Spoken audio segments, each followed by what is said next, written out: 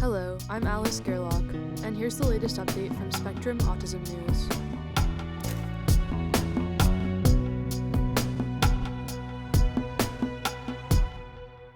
Six Tips for Postdoc Success by Angie Voiles-Askham. Like many newly minted PhDs, Ayushi Sharma started a postdoctoral position this month. She knew that her new role at Yale University would be different from her time as a graduate student, but she also felt that her training over the past few years had positioned her well. She knew how to work hard, mentor trainees, and set her own schedule. As a result, she could hit the ground running. In her first week, she says, she made plans for her initial project and a list of training goals for the year. But not all postdocs start out at that level of preparedness.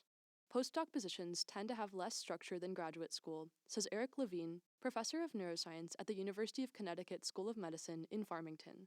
The measure of success is also much less clear going in, he adds, and a postdoc's tenure in a lab is relatively short, so it is important to not waste time.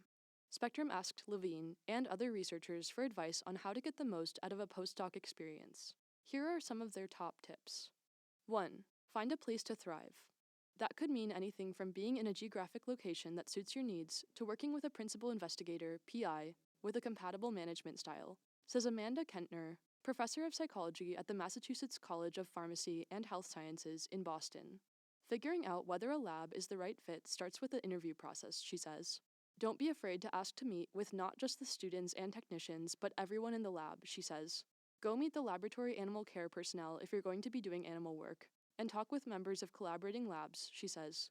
All those conversations will help paint a picture of the lab environment. 2. Clean the slate.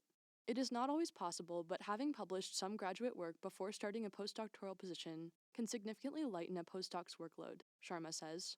If you haven't written those papers, you're writing at night and on the weekend, she says, which can make it more difficult to focus on new projects during the week. 3. Have a plan. Postdocs should take a very honest stock of their skills before starting a new position, Kentner says. Identify things that you want to learn, and know why. Within the first 6 months, formally document these goals in an individual development plan, Levine advises. This can help postdocs establish a timeline for their projects, bring structure to their role, and get the PI's input early on. It's something you can refer back to, Levine says, which can help keep both postdocs and PIs accountable as a project progresses.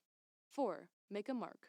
Once settled in a new lab, postdocs should be selective about the work they ultimately take on, Levine says. The best thing is to identify a project that they're going to have some ownership of, he says. Rather than getting plugged into an existing project, it can be beneficial to work on one that expands on a lab's existing techniques, he adds, something that will set themselves up to be independent and do something novel when they leave. As for metrics, publications are an important way for postdocs to signal their skills, Levine says.